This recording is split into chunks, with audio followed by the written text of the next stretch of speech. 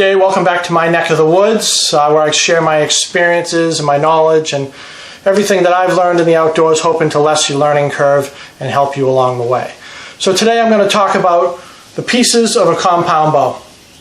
What makes up a compound bow, its pieces, and some of the functions. Right, before I get started, if you wouldn't mind subscribing to my page, like my videos, make any comments, and make sure you ring that bell. That bell is going to alert you of any new videos that I got coming out so you don't miss anything. All right, so without further ado, this is a compound bow. This is made by Matthews. It's called a Z7. It came out in 2010, and it's just as good as any bow on the market. Even though now this is a higher end bow, or was a higher end bow when it came out. But it's just as good as the lower end bows. It serves the same function. The only thing is that you get what you pay for when it comes to bows. They all work. Every single one of them work. From the lowest end one to the highest end one, they all function exactly the same. They do have different specifications, but they're all going to kill basically any deer or any animal in North America. Just maybe the accessories on it are maybe of a lower quality or made of a lower quality material. That's about it, but they all work. Every single one works. Especially if you're a beginner, don't go out and buy a high-end model. Go out and buy something that feels good in your hand and try it out from there. And then if you don't like it, then you're not out too much. All right, so the main piece of the bow, right here, right here all the way along, is called the riser. And within the riser, you have a bunch of things. So the main thing that you have within the riser is called the shelf. It's this piece right here where the handle is. You have your handle, and then on the other side of it you have the shelf. And what the shelf does is it lays foundation for you to mount your rest. So I have a drop-away rest on this. There's a bunch of different type of rests, but I'm not going to get into that. And on the side there's bolts here for you to mount your rest. If you go a little further up, there's bolts here, and this piece comes with the bow. This is not an accessory. It's called a cable guard. It extends out this way, and it'll either be cylindrical like this, or something along these lines, and it'll either have roller wheels or a slide piece that sort of slides back and forth. The main function of the cable guard is to move these cables out of the way of the string.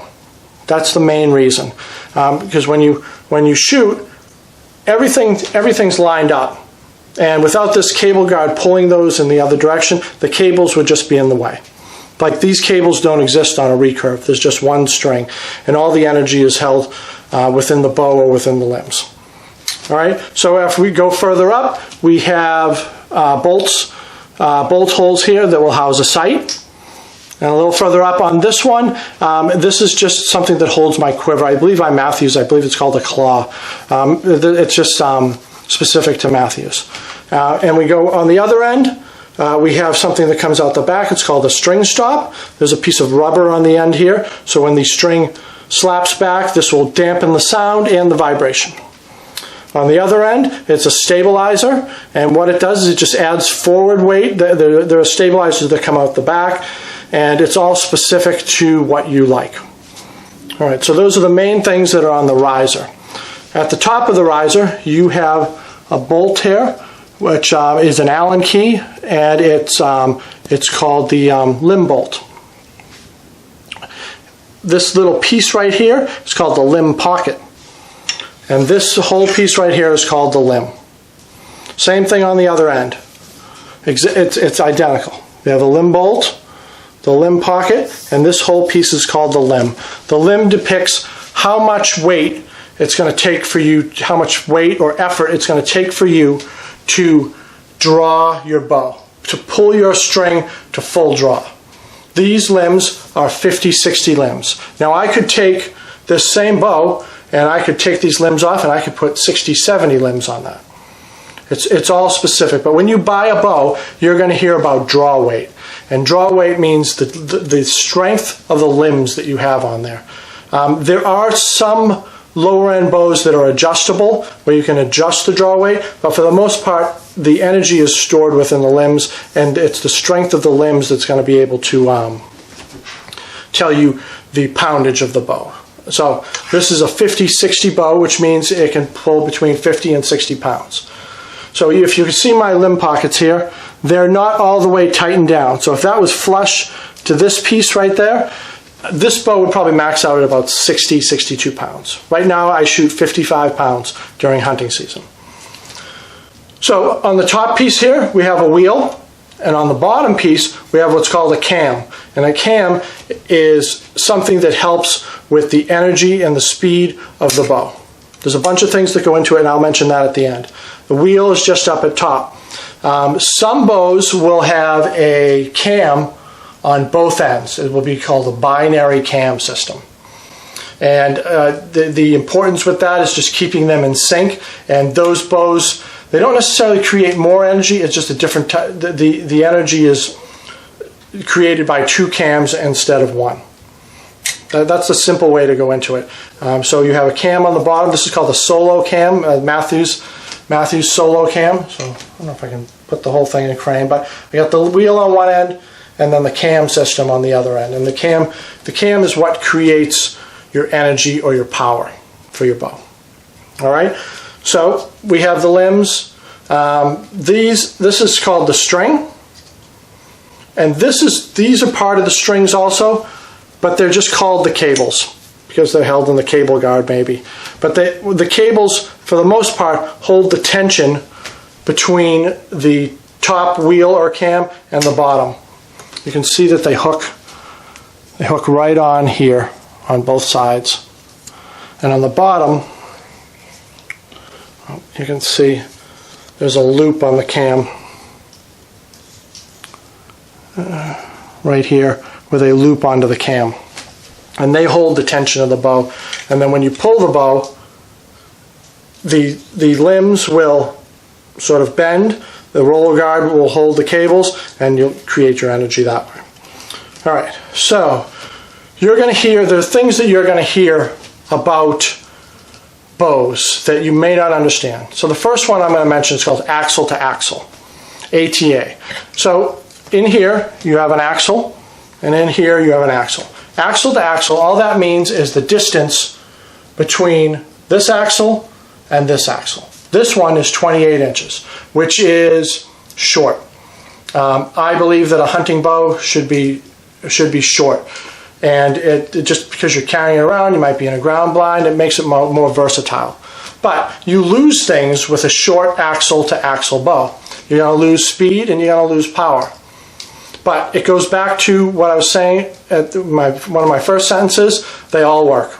It could be a 34-inch axle to axle or a 28-inch axle to axle, and it's your preference, it's what you like, and they're all going to serve the same function. They're all going to be able to kill basically any animal inside of North America.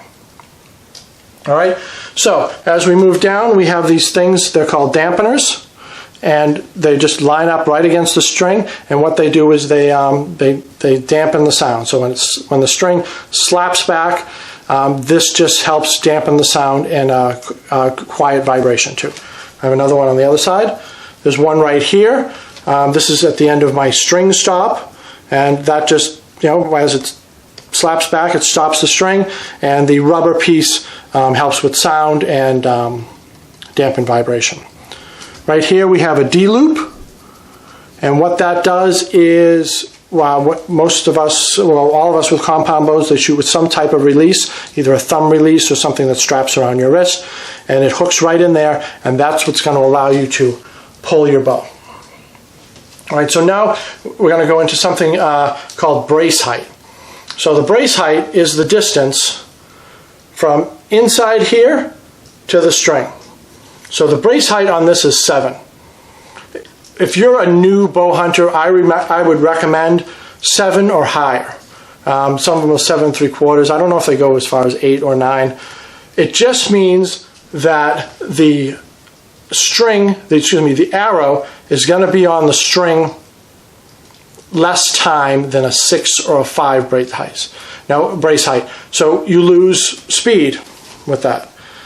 But it's going to be much more forgiving because. So you're holding your bow and you're shooting, right?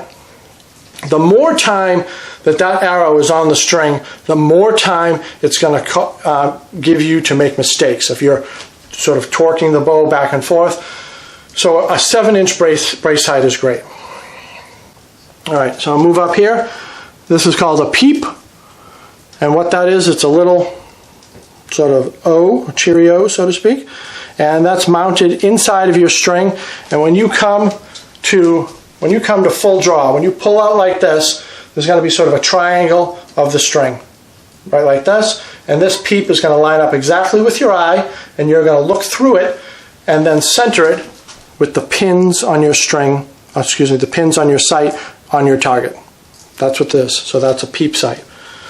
All right, so I went, and then there's another thing you're going to learn and you're going to hear a lot about is draw length. Before you go out and buy a bow, you need to know your draw length. There are multiple ways to, the best way to do it, I would think, is just to go to your local pro shop or archery shop, and what they're going to do is they're going to put an arrow in this that measures, and then you're going to draw, and they're going to tell you what your draw length is. But you can get close with measuring your wingspan. If you go out, measure fingertip to fingertip, and then divide by 2.5, that's going to give you your average draw length. So hopefully this is helpful to you. If you have any questions, please put them in the comments, and I will answer them as best as possible. I'm no expert. I've been hunting for upwards of 12 years, so that will, that gives me a little bit. And I've gone through a couple bows. This is my best bow, and I have no reason to change from this bow ever. But this is my 4th bow. So hopefully that's helpful to you. Please subscribe to my channel, like my videos, make some comments, and don't forget to ring that bell. That's going to let you know of any new videos I got coming out. Thanks so much for watching. Be well.